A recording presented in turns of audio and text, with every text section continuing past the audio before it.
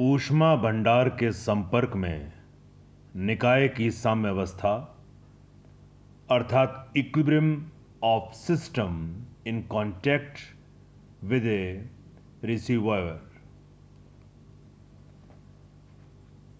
ऊष्मा भंडार एक ऐसा ऊष्मागतिक निकाय होता है जिसकी आंतरिक ऊर्जा अन्य निकायों जिनके साथ वह इंटरेक्शन करता है की तुलना में बहुत ज्यादा होती है।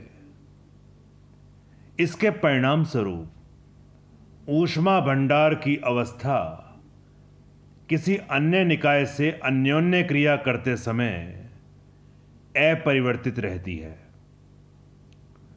अर्थात जब ऊष्मा भंडार किसी अन्य निकाय से इंटरेक्शन करता है तो दोनों निकायों के मध्य एनर्जी का एक्सचेंज होने पर भी उसके परम ताप तथा माध्य दाब में कोई परिवर्तन नहीं होता। उदाहरणार्थ, एक निकाय पर विचार करिए। इस निकाय को हम निकाय ए द्वारा रिप्रेजेंट कर रहे हैं। This is system represented by A. अब यह जो निकाय है यह एक ऊष्मा का भंडार है और एक निकाय ए डैश के संपर्क में है। यह दूसरा निकाय है।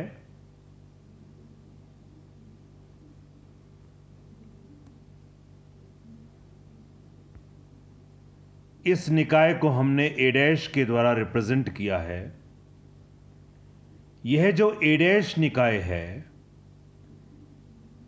इसका ताप टी डैश और दाब पी डैश। यह जो निकाय ए डैश है यह ऊष्मा भंडार की तरह बिहेव कर रहा है। तो इस प्रकार से हमने दो निकाय लिए। एक निकाय ए है। यह जो ए निकाय है यह ऊष्मा भंडार निकाय ए डैश के साथ तापीय संपर्क में है। मान लीजिए ये दोनों परस्पर थर्मल कांटेक्ट में हैं।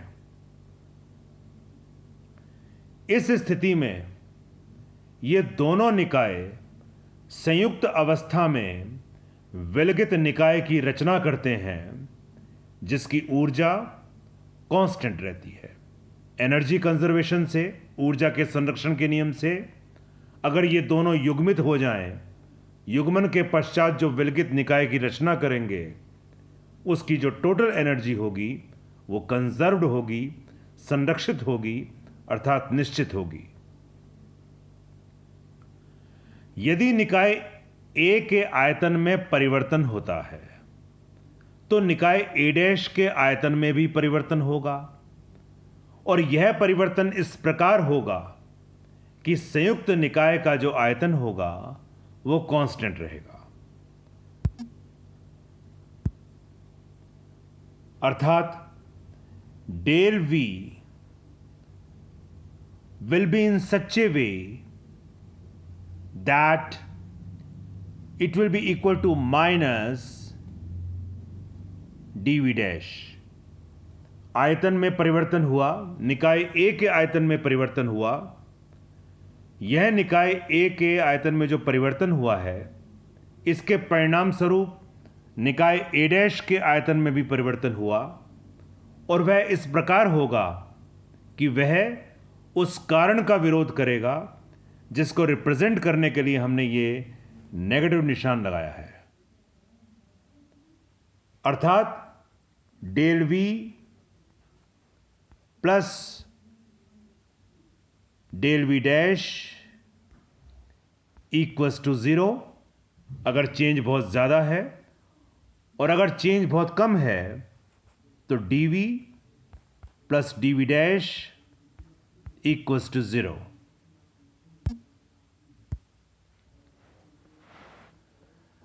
अब मान लिया जो निकाय ए है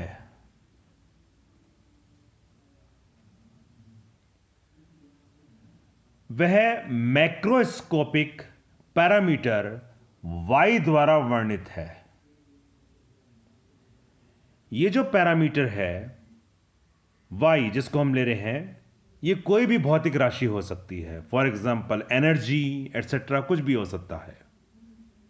ऐसी स्थिति में संयुक्त निकाय जिसकी रचना होगी, that is represented by A star, and this A star will be equal to the sum of these two systems, that is A plus A dash.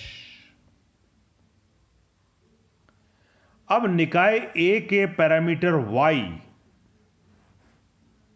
तथा Y प्लस डेल Y के मध्य अभिगम्य स्तरों की संख्या को यदि हम ओमेगा स्टार Y से represent कर रहे हैं, तो इस स्थिति में ये जो ओमेगा स्टार Y होगा, that will be equal to multiplication of omega Y and omega Y dash. अर्थात कहने का अभिप्राय यह हुआ, यदि निकाय A के जो पैरामीटर y तथा y प्लस डेल y के मध्य अभिगम्य स्तरों की संख्या ओमेगा स्टार y है, तो वह ओमेगा y तथा ओमेगा डैश y का मल्टीप्लिकेशन के इक्वल होगा। दोनों पक्षों का अगर हम लॉग लें, that is log omega star y will be equal to log omega y plus log omega y dash.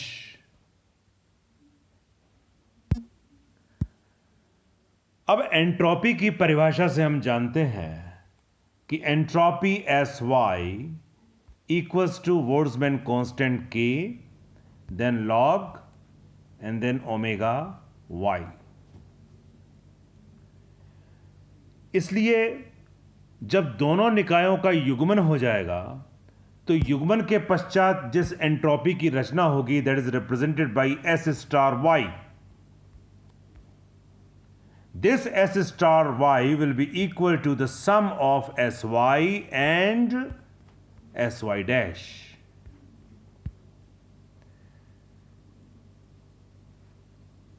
यह निकायों की एंट्रोपी में संबंध आया है। S स्टार Y जो है वो युग्मन के पश्चात एंट्रोपी का मान है। SY निकाय A की एंट्रोपी को रिप्रेजेंट कर रहा है व्हेन Y इज पैरामीटर, और SY डैश जो है वो A डैश निकाय की एंट्रोपी को रिप्रेजेंट कर रहा है when parameter is Y dash.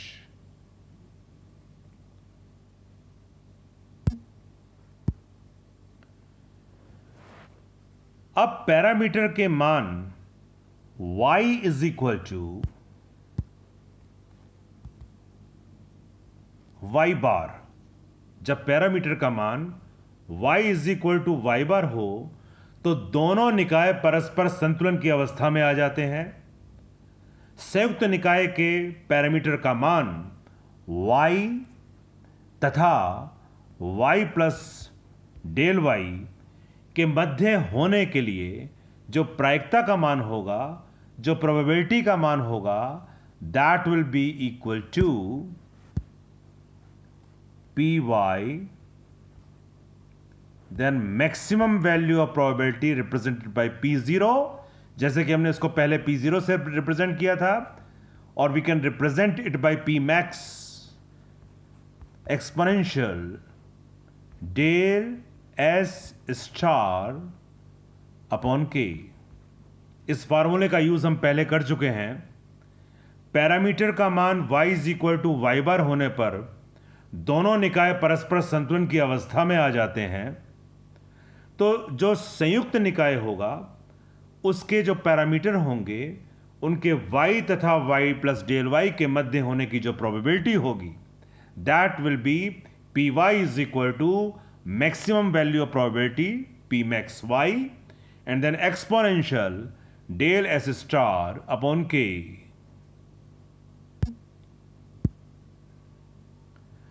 जैसा कि हम अपने पहले लेक्चर में पढ़ चुके हैं, निकायों के अन्योन्य क्रिया करने पर परिवर्तन उस ओर अग्रसर होता है जिस ओर एंट्रोपी के मान में वृद्धि होती है, तथा एंट्रोपी का मैक्सिमम हो जाने की स्थिति में निकाय संतुलन की अवस्था में आ जाता है। जैसे कि हमने पहले स्टडी की है, जब हमने S और Y के बीच में हम ग्राफ खींचा था, हमें दो पीक्स प्राप्त हुए थे। एक पीक कुछ फ्लैट था और दूसरा पीक शार्प था।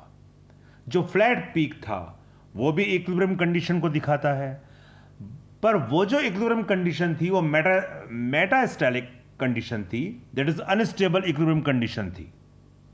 और जो दूसरी हमको इक्विलिब्रियम कंडीशन प्राप्त हुई थी वो स्टेबल इक्विलिब्रियम कंडीशन थी। तो इसकी स्टडी हम पहले कर चुके हैं। तो इस प्रकार हमने स्टडी किया है, निकायों के इंटरेक्शन करने पर परिवर्तन उस ओर अग्रसर हुआ था जिस ओर एंट्रोपी के मान में वृद्धि होती है, तथा एंट्रोपी के अधिकतम हो जाने की स्थिति में निकाय संतुलन की अवस्था में आ जाता है। अतः स्पॉन्टेनियस प्रोसेस स्टार्ट होगा और इस स्पॉन्टेनियस प्रोसेस के लिए जो एंट्रोपी का इक्वेशन होगा that will be given by del S star Y equals to del S Y plus del S dash Y और del S Y dash, that will be greater than और equal to 0। तो ये result हमें यहां से प्राप्त होता है। यहां संयुक्त निकाय में जब पैरामीटर y से y बार तक परिवर्तित होता है तो निकायों दैट इज a और a डैश की एंट्रोपी में परिवर्तन क्रमशः डेल एस वाई और डेल एस डैश वाई होते हैं, जिनको इस समीकरण में रिप्रेजेंट किया गया है।